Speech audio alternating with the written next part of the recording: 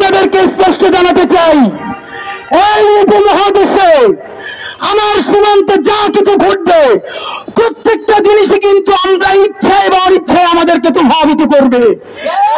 ভারত পাকিস্তানের উপর যে আক্রমণ করেছে, এই আক্রমণ আগামী 3 দিন বা 5 দিনের মধ্যে কোন একটা ন্যারেটিভ নির্মাণ করে কোন লীগের পক্ষ হতে কোন হাসিনা ভারত থেকে বাংলাদেশের উপরে আক্রমণ করবে না, তার কিন্তু কোনো গ্যারান্টি নাই।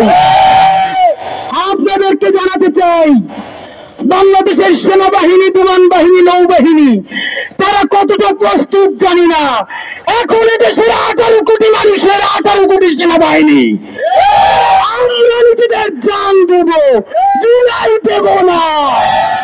বন্ধুরা আমার, আপনাদেরকে জানাতে চাই, ছোটবেলা থেকে শেখানো হয়েছে 3 পাশে ভারত, 1 পাশে বঙ্গোপসাগর, ডুবে মরা ছাড়া আমাদের নাকি গতি নাই।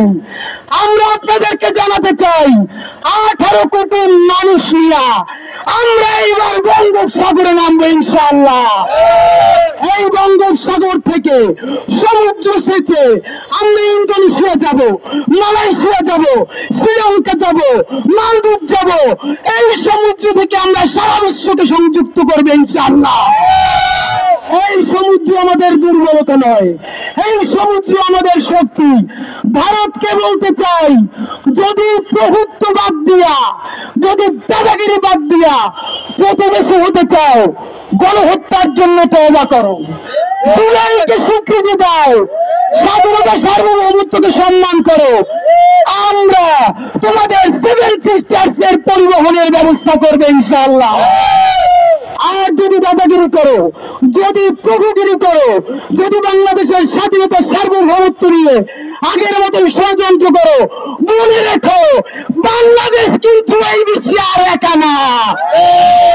বাংলাদেশের যদি একটা গুলি চলে, 10টা গ্রুপ চলবে।